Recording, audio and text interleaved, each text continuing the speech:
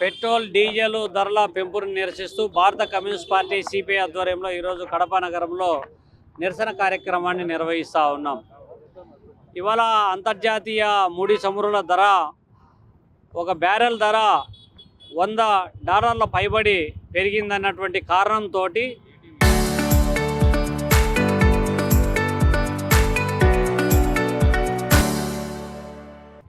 ఉన్న పలంగా litre petrol diesel పైన ₹3 పైగా పెంపు ప్రభావము రేపొద్దున అన్ని రకాల నిత్యావసర వస్తువుల ధరలపైన, వ్యవసాయ ఉత్పత్తులపైన, మొత్తం సమాజం మీదే ప్రభావం చూపి ప్రత్యక్షంగా పెట్రోలు డీజిల్ వినియోగించేటటువంటి వినియోగదారులే కాకుండా భారతదేశంలో ఉన్న ప్రతి పౌరుడిపైన ఈ ప్రభావం పడబోతూ ఉంది.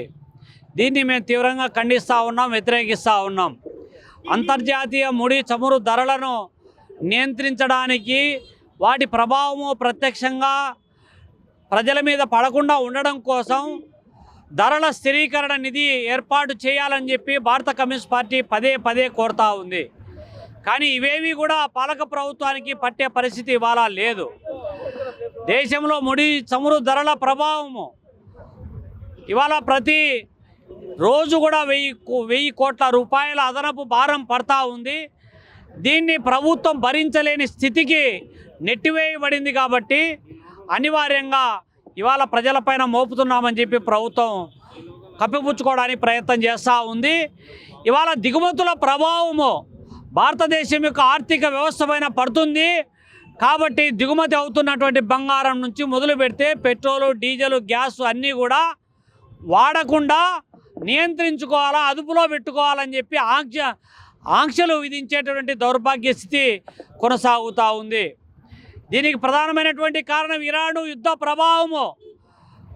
హార్మోజ్ జలసంధి నుంచి రావాల్సినటువంటి ముడి చమురు రాకుండా ఇబ్బందులు ఎదుర్కొనేటువంటి నేపథ్యాన్ని మనం చూస్తూ ఉన్నాం. దీనికి ప్రత్యామ్నాయంగా రష్యా నుంచి 89% ముడి చమురు దిగుమతి చేసుకున్నటువంటి ప్రభావం వల్ల అధిక ధరకు కొనుగోలు చేయాల్సినటువంటి పరిస్థితి కొనసాగడం ఒక భాగం అయితే, మనము భారతదేశము ముడి చమురును ఏ దేశం నుంచి దిగుమతి చేసుకోవాలా, ఎప్పుడు దిగుమతి చేసుకోవాలా, ఏ మోతాదులో దిగుమతి చేసుకోవాలని అమెరికా వాడు చెప్తే వాడి కనుసన్నల్లో భారత ప్రధానమంత్రితో సహా ఈ పాలక వర్గము అనుసరించేటువంటి దౌర్భాగ్య స్థితి. భారతదేశం యొక్క సార్వభౌమత్వము, ఆర్థిక స్వావలంబనను అమెరికా పురవీధుల్లో తాకట్టు పెడతా ఉంటే ఏ విధంగా చూస్తూ ఊరుకోవాలో ఒక్కసారి ఆలోచన చేయాల్సినటువంటి అవసరం ఉంది.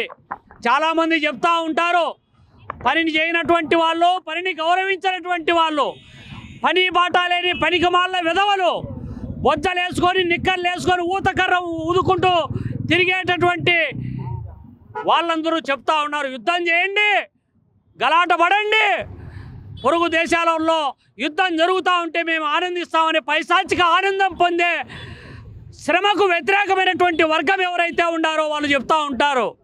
కానీ ఇవాళ యుద్ధ ప్రభావము భారతదేశం పైన ఏ విధంగా ప్రత్యక్షంగా పడతా ఉందో మనకు అర్థమవుతూ ఉంది. కాబట్టి ప్రపంచంలో మారుమూల ఎక్కడైనా సరే యుద్ధ ప్రభావము ఇవాళ భారతదేశంతో సహా ఫేస్ చేస్తున్నటువంటి నేపథ్యంలో భారతదేశ ప్రభుత్వం ఇప్పటికైనా, మోడీ ప్రభుత్వం ఆయన చెప్పినటువంటి ఎన్నికల ముందు, ఎన్నికల తర్వాత విర్రవీగి మాట్లాడినటువంటి మాటలు ఏమైనా అని చెప్పి మేము అడగదలుచుకున్నాం. ఇప్పటికైనా పెంచిన పెట్రోల్, డీజిల్, గ్యాస్ ధరలను అదుపు చేయాల్సినటువంటి అవసరం, బాధ్యత ఉంది. బ్లాక్ మార్కెట్ రద్దు చేయాల్సినటువంటి అవసరం ఉంది. ధరల స్థిరీకరణ నిధిని ఏర్పాటు చేసి ధరల ప్రభావం లేకుండా చూడాల్సినటువంటి అవసరం, బాధ్యత ఇవాళ నరేంద్ర మోడీ పైన ఉంది. దాన్ని సమర్థించే కూటమి నేతలు కూడా ఈ బాధ్యత గుర్తెరిగి ప్రభుత్వం పైన ఒత్తిడి చేయాలని చెప్పి ఈ సందర్భంగా డిమాండ్ చేస్తూ ఉన్నా.